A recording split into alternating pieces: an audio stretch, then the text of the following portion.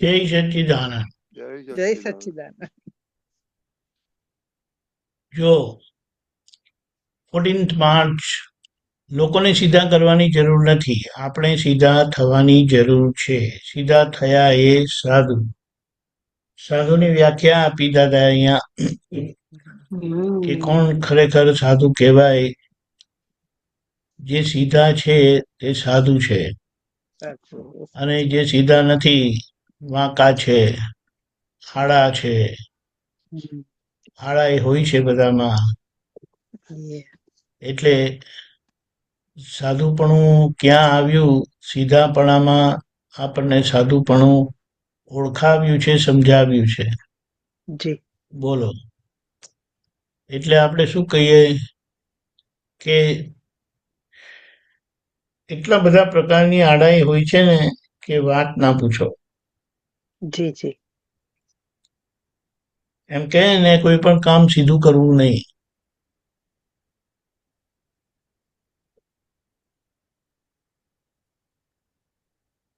કોઈની જોડે વાત સામાન્ય કરતા હોય ને તેમાં પણ સીધાપણું હોતું નથી. જી સાચી વાત. તારે તમે શું કરવાના છો? કાંઈ નહીં. તો કાલે મારે તમારી જોડે તમારે મારી જોડે આવવું પડશે. આવું ચીટિંગ કરે? ના કરે. એમાં શું છે? આને કઈ ચીટિંગ નથી કહેવાતી, આ તો નોર્મલ છે. બોલો. એટલે દાદા કહે છે કે બહુ માર ખાઈને હું સીધો થયો છું. એટલે લોકોએ મારીને મને સીધો કર્યો છે. એટલે હવે ગમે તેવું વાંકા થવાનો વારો આવે તે કહે કે હવે આડા થાય તે બીજા. આડાઈ કોને કીધી છે ને તે સમજવાની જરૂરત છે. સાચી વાત છે. કોઈ વસ્તુ સ્વીકારવી નહીં, તે આડાઈમાં જાય.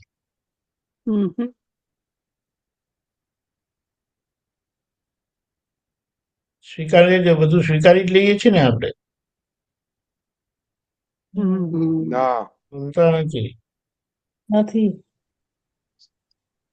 ના, એટલે આપણે શું કહીએ, હવે આ જ્ઞાનથી આપણને આપણે કેટલા સીધા છે કે સીધા નથી એ બહુ સારી રીતે સમજાતું જાય છે.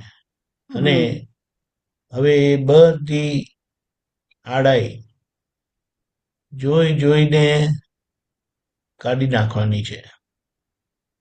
કારણ કે જી. એમ કીધું છે કે મોક્ષે જતા શું રોકે છે? આડાઈ. કે તમારી આડાઈ. એટલે હવે ખાલી આપણે કહીએ કે આ આડાઈની તપાસ કર્યા કરવાની. બોલો. વધુ કશું કરવા કીધું નથી. જ્યાં જ્યાં આડા થાય છે ત્યાં સીધા થઈ ગયા તે આપણું કામ પૂરું. એટલે કે વ્યવહાર પૂરો. ને વ્યવહાર પૂરો એટલે વ્યવહાર નોર્મલ થયો એટલે આપણે મુક્ત. એક મુક્તિ દાદાએ આપી, બીજી મુક્તિ આપણે પોતાની કરી લેવાની છે આ વ્યવહારનો ઉકેલ લાવીને. અને વ્યવહારનો ઉકેલ લાવવાનો અહીંયા એનો ભાગ રહેલો છે કે સીધા થઈ જાઓ. સીધુંપણું એટલું સીધું સરળ છે, પણ એટલી બધી સરળતાવાળું એ સીધાપણું આપણને પોસાતું નથી. કારણ કે વાંકા ચાલવામાં એટલી મજા આવી ગઈ છે ને, વાંકા ચાલેલા છે ને એટલે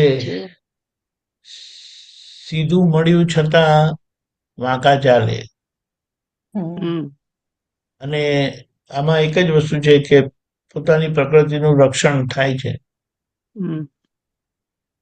અને જ્યાં પોતાની પ્રકૃતિનું રક્ષણ થાય એટલે પછી કોઈ સિદ્ધાંત રહે નહીં. જી. આવું છે. એટલે આપણે કહીએ કે તમે દાદાને સિન્સિયર છો ને, અરે એ જવાબ તો આપણે પોતાની જાતને પૂછવાનું કે તમે કોને સિન્સિયર છો. જી. દાદાને પગે લાગીએ છે, નમસ્કાર કરીએ છે અને પોતાની મરજીએ ચાલીએ છે, તો એને સીધા કહેવાય ને. ના ના. કહેવાય. આ તો છે ને, આ કળિયુગનો વ્યવહાર એટલે આ મન વચન કાયા, કળિયુગની આ પ્રકૃતિ એટલી બધી અટપટી છે ને. હવે સાચી. જ્ઞાની પુરુષની પ્રકૃતિ પણ અટપટી કહેવાય, હમ. પણ એ અટપટી કેવી કે આપણે એવા અટપટા થયેલા છે ને કે એમનું સીધાપણું આપણને સમજાતું નથી. સાચી. આપણે એટલા અટપટા થયા છે, વાંકા હમ. થયા છે કે દાદાનું સીધાપણું આપણને દેખાતું નથી. હમ. એટલે ખાલી આપણે નક્કી કર્યું કે હવે સીધા થવું છે.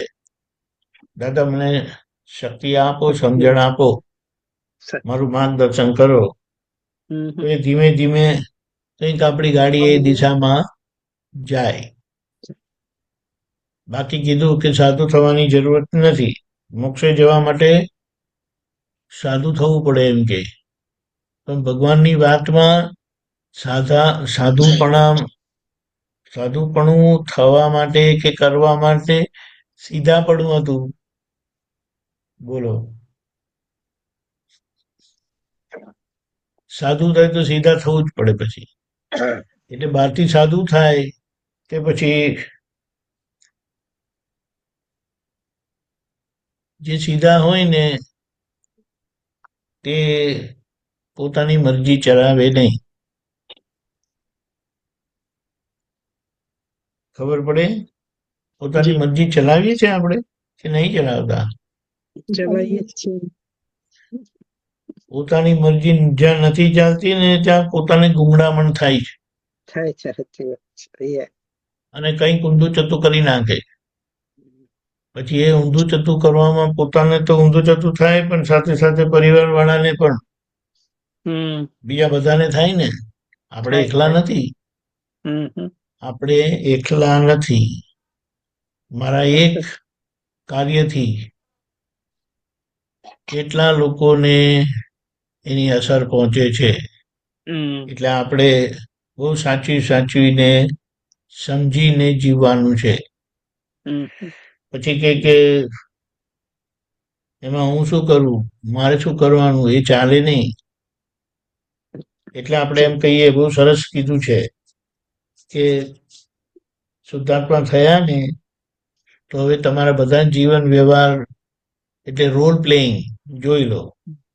આવો નાટક જોવા આવો. હવે જે આ દાદાએ કીધું, દાદા ખરેખર એ જ કીધું છે, પણ એ કવિરાજની વાત ક્યાંથી ક્યાં લઈ ગયા. એટલે હંમેશા એક જ વસ્તુ છે, સમજણની વાત સીધી બી લેવાય ને ઊંધી બી લેવાય.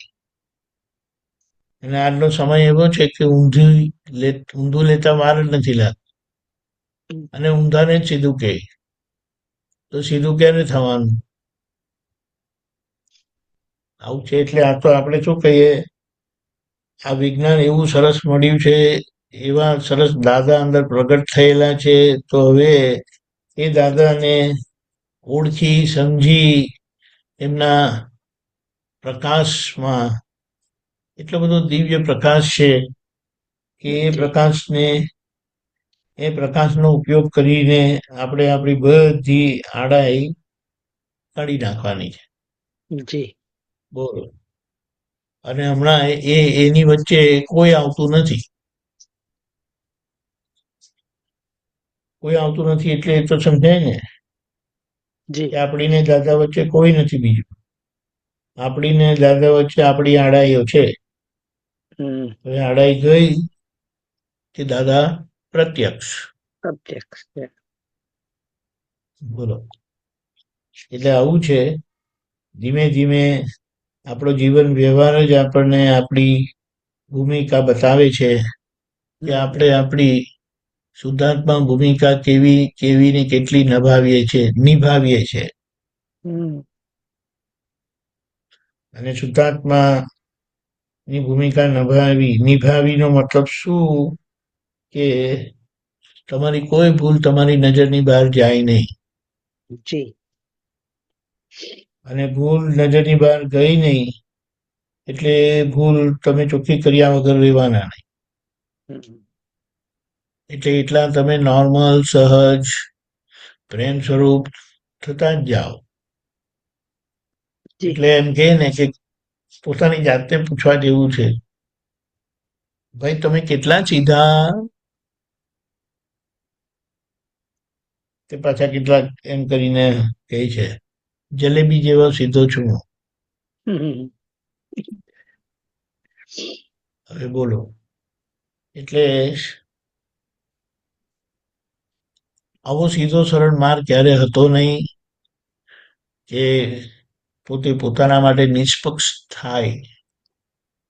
અને દાદાએ આપણને પોતાના માટે નિષ્પક્ષ કર્યા છે. હવે એ નિષ્પક્ષતાથી આપણે આપણી બધી જ ભૂલોને સારી રીતે જોઈ ઓળખી એમાંથી નીકળી જવાનું છે. ત્યારે નવરા પડીને બીજાનું જુએ, આ આવું કરે છે, પેલા આવું કરે છે. આ જગતમાં કોઈને આપણી અંદર દખલ કરવાનો હક નથી. જી અને જેટલી દખલ લાગે છે કોઈના તરફથી, તે આપણા તરફથી થયેલી ભૂલનું પરિણામ છે. G C dot A dot આવી ગયા. જય સચિદાનંદ રશીદભાઈ, દોસ્તો. જય સચ્ચિદાનંદ. જય સચ્ચિદાનંદ જય પગાનંદજી, જય સચ્ચિદાનંદ સચ્ચિદાનંદ. જય સચ્ચિદાનંદ. સારું, આવું સેટરડે સન્ડે લાભ આપો તો, કારણ કે સેટરડે કઈ ને કઈ બધા પ્રોગ્રામ હોય છે ને, એટલે બધા બિઝી થઈ જાય છે. હા, ઈ હવે થોડુંક ફ્રાઈડે નહીં વાંધો નહીં, એ તો જ્યારે જ્યારે પોસિબલ હોય ત્યારે જો હસમુખ આનંદજી ટ્રેક રાખે જ છે, એટલે એ સારું છે. ઓકે, પાક્કું પાક્કું. Very good. નો આ તો જય બહુ સરસ. સચ્ચિદાનંદ. આ યંગસ્ટર્સ ને લાવવાનું તો બહુ સરસ, એક્સલન્ટ આઈડિયા. એટલે અમારી ઓળખાણ તો રાખીએ લોકો દીપકાનંદ. પર્સનલ તો હવે ઓળખાણ તો રાખી છે. સીએ એટલે ઓળખાણ ના રાખે દાદાને. ના ના, એવું કઈ નથી. એવું કઈ નથી દાદા. ચાલો, જય સચ્ચિદાનંદ. જય સચ્ચિદાનંદ. જય સચ્ચિદાનંદ. Should we start? Yes. Yeah, okay. જય સચ્ચિદાનંદ. પ્રાતઃ વિધિ. શ્રી સિમંદર સ્વામીને નમસ્કાર. નમસ્કાર.